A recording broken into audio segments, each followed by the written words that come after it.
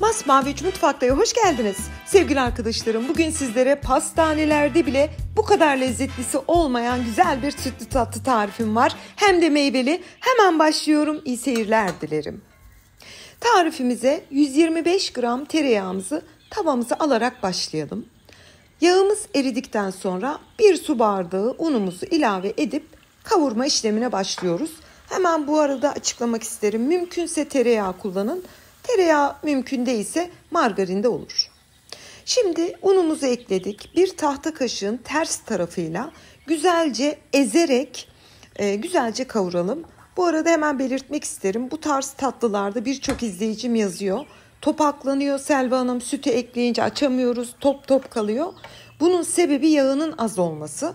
Bakın sevgili arkadaşlarım, rengi kararmayacak. Şöyle 5 dakika kısık ateşte kavurun. Hafiften dönecek. Yani hafiften burnunuza bir un kokusu gelecek. Bu kıvama gelmişse tamamdır. Şimdi 1 litre soğuk sütümüzü üzerine ekleyelim. Seri bir şekilde karıştıralım. Burada tabii ki bir tel çırpacak kullanın. Bir kaşık kullanmayın. Hem çırpın hem karıştırın. O zaman pürüzsüz, şahane bir kremanız olur. Bunu da belirtmek isterim. 1 su bardağı şekerimizi de ilave ediyoruz ve kıvamı almasını sağlayalım. Ocağınızın derecesi, hani sütü ekleyince biraz açın, ısınınca altını hemen tekrar kısın orta dereceye ki dibine tutmasın. Gördüğünüz gibi kıvam almaya başladı. Böyle güzelce seri bir şekilde karıştırıyorum. Göz göz oluncaya dek, yani ne diyoruz, ceylan gözü diyoruz mutfakta buna. Bu şekilde göz göz olunca 1 dakika daha kaynatın güzelce karıştırarak, çünkü o zaman kremanız muazzam bir lezzet alır. İstediğimiz kıvam bu şekilde sevgili arkadaşlarım, bakın. Bu kıvama getirin. Baktınız ki çok koyu, böyle akmıyor, korkmayın, biraz süt ilave edin. Çünkü su bardağında belki ölçüde fark olabilir. Ama ben gram olarak da açıklama bölümüne ekleyeceğim. Şimdi ilk etabını bitirdik. Kıvamını tekrar gösteriyorum. Şöyle kaldırdığınızda aşağı doğru akması lazım. Şimdi pişirmiş olduğumuz kremamızı bir kaseye boşaltalım. Çünkü tencere sıcak olduğu için soğuması çok uzun sürer. Şöyle bir kaseye boşaltıyorum. 2 paket vanilya şekeri ekliyorum. Ben kendim yaptığım için 2 tatlı kaşığı ilave ettim. Onu da güzelce karıştıralım ve kenara alalım. Burada dikkat etmeniz gereken, ara ara gelip kremanızı karıştırın ki kabuk bağlamasın. Hani şöyle 3-4 dakikaya bir gelin, bir harmanlayın. Kenarda kendiliğinden soğarken. Şimdi kremamıza güzelce vanilya şekerini yedirdik. Tekrar şöyle nasıl güzel bir kıvamı var gösterdim. Kremamızı soğumaya bırakalım. Yüzeyindeki meyveli sosumuz için 2 su bardağı buzluk meyvesi kullandım ben. Ama taze meyve de olur, hiç fark etmez. Ben orman meyvesi kullandım. 2 su bardağı, gram olarak da açıklama bölümüne ekliyorum. Yarım su bardağı şeker. Yarım su bardağı da suyumuzu ilave edelim. Buzluktan çıkardığım için şöyle bir karıştırıyorum. Kendi zaten hemen 1-2 dakikada erir. Sosumuza kıvam vermek için 3 tatlı kaşığı nişasta, yarım su bardağı su ile güzelce açıyoruz. Yani nişasta pürüzsüz bir hale gelsin. Bu çok kolay olur zaten, un gibi değildir. Sosumuzu katılaştırmak için nişastamızı da hazırladık. Ocağa pişirmeye alabiliriz. Meyveleri ocağa aldım. Şöyle bir kendiliğinden kaynamaya başlaması için bekliyorum. Yani nişastayı eklemeden önce bekleyin. Kenarlarından bakın sevgili arkadaşlarım, hafif kaynamaya başladı. Şimdi kontrollü bir şekilde. Kontrollü nedir? Bir kısmını ekliyorum nişastanın. Karıştırıyorum. Şöyle bir kıvamını kontrol ediyorum. Mesela şu anda dedim ki çok cıvık. Kalanını da ekliyorum. Aslında verdiğim ölçüler birebir tamdır. Ama hani taze meyve kullanırsanız taze meyve de suyunu ekstra bir salacağı için kontrollü bir şekilde ekleyin.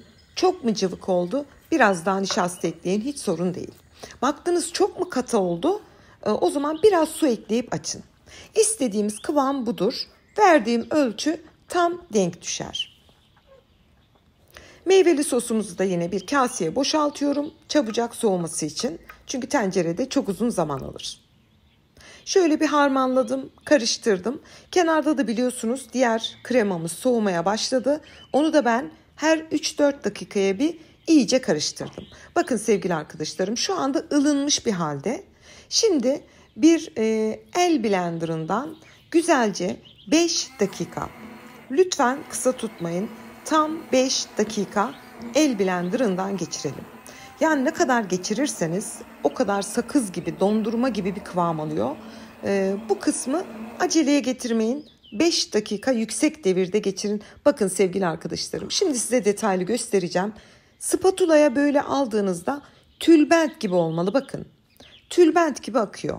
Bu tam kıvamı demektir. Şimdi hazırladığımız kremayı bir cam kaseye boşaltıyorum, bir borcama. İstediğiniz de olur. Kuplarda bile yapabilirsiniz, hani kişiye özel porsiyonluk. Hepsini kaseye boşalttım. Spatulanın yardımıyla da şöyle bir kıyısını, köşesini düzeltiyorum. Çok güzel bir tarif sevgili arkadaşlarım. Yeğenlerim gelmişti bana. Hala dediler, nasıl bir lezzet. Mutlaka denediğinizde lütfen yorum olarak bildirin. Şöyle elime minik bir spatula alıyorum ve yüzeyini de hani hiç boş yer kalmasın, altta hava almasın, hani kenarda da kalmayacak şekilde düzelttim. Ve meyveli harcımız da kenarda ılınmıştı. Şimdi onu da güzelce blenderdan geçirelim. Pürüzsüz bir hale gelsin. Onun da kıvamını gösteriyorum. Bakın, çok güzel, böyle nefis bir kıvamı var.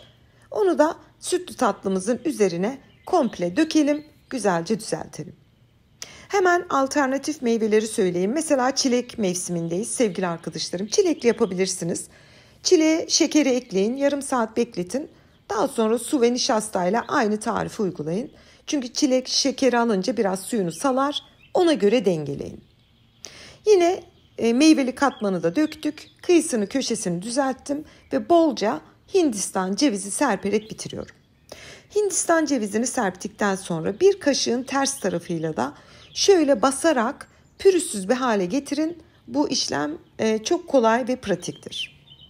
Tatlımız şimdi buzdolabına gitmek için hazır. 2-3 saat buzdolabında dinlendirdim. Hatta bir gece dinlendirirseniz daha da güzel olur. Ben 3 saat kadar buzdolabında beklettim.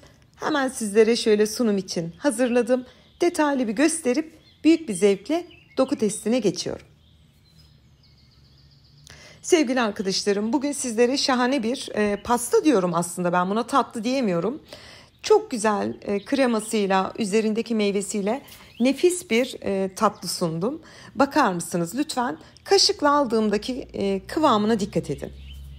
Yani böyle deriz ya hani sevgili arkadaşlarım, böyle sakız gibi, krema gibi, dondurma gibi muazzam bir kıvam. Çünkü bu tarz sütlü tatlılarda kestiğinizde sünmek zorunda. Çünkü sünmesi demek tam kıvamında demek. Yani böyle taş gibi olmayacak tabağa aldığınızda.